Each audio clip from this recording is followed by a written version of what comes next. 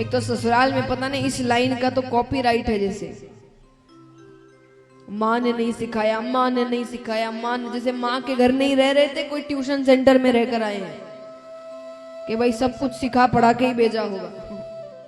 माँ के घर रह रहे थे भाई। कहते हैं कि एक लड़की के लिए जीवन कितना बदल जाता है, उसके मायके और ससुराल में कितने सुंदर लाइनों में बयां किया गया है कि माँ के घर में उससे पूछा जाता था उठने के बाद कि खाने में क्या बनाए,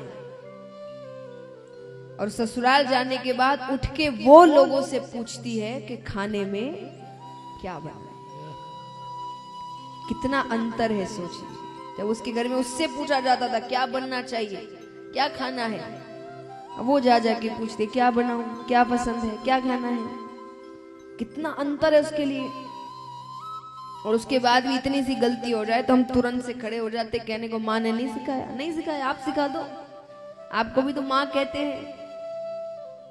हैं ना।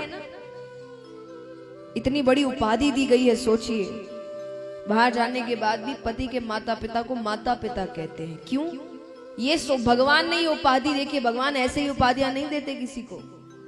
भगवान ने ये सोच कर दिया था कि अगर वो अपना पूरा परिवार छोड़कर आ रही है तो इस घर में भी उसको माता पिता ही मिले। ये सोचकर भगवान ने सास ससुर को भी माता पिता का स्थान दिया था। तो अपनी बेटी से हम ये सब थोड़ी कहेंगे। तो इसीलिए निवेदन है कि जब बहू घर पर आए, कहते हैं कि जिस घर में बहू और बेटी दोनों ही खिलखिलाती है उसी घर में फिर लक्ष्मी आती है। दोनों। ऐसा भी नहीं बेटी को खुश रख के बहू को दुखी करोगे तो लक्ष्मी आ जाएगी, नहीं। या बहू को खुश करके बेटी को दुखी रखोगे तो भी नहीं आएगी। जिस घर में ये दोनों खिलखिलाती है उस घर में लक्ष्मी आती है। दोनों को एक समान प्यार दीजिए। एक घर छोड़कर आई है तो प्यार देना चाहिए, एक को घर छोड़कर एक दिन फिर जाना है तो प्यार देना चाहिए। तो नहीं सीखा, कोई बात नहीं, गलती हो गई तो कोई बात नहीं, अगली बार सही हो जाएगा, उसके बाद सही हो जाएगा। तो महाराज, तो पत्नी वो भाभी आकर कहती है कि माँ ने झाड़ू काटना तक नहीं सिखाया, पर वो कुछ नहीं कहती। वो कहती कोई बात नहीं, एक हाथ और फेर दो।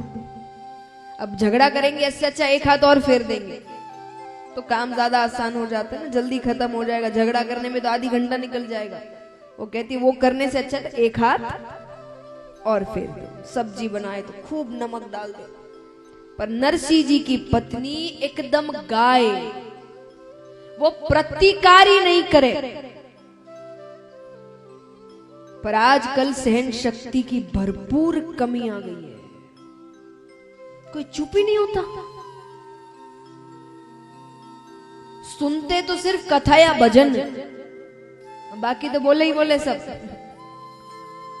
आजकल सुनना सिर्फ इतना ही रह गया, या तो कथा या भजन, बाकी कोई सुनता नहीं।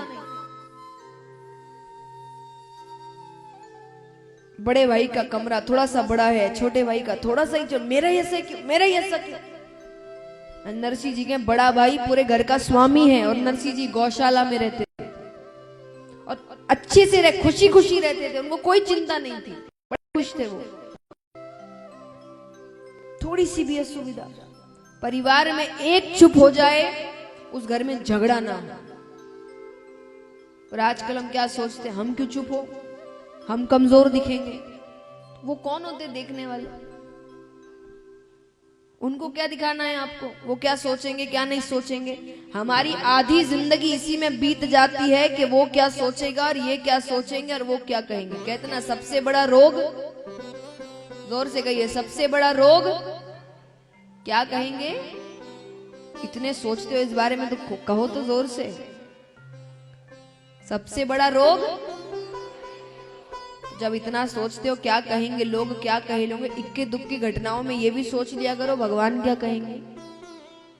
वो सोचने लगे उस दिन जीवन सुधर जाएगा कि लोगों से मतलब नहीं है, सोचना सिर्फ इतना है कि कोई भी काम करने से वो क्या सोचेगा। वो क्या कहेगा, बस इतना ही सोचो, जीवन सबका अच्छा हो जाएगा। हमने जीवन बिगाड़ी ये सोच के रखा है कि वो क्या कहेगा और ये क्या कहेगा और ये क्या कहेगा।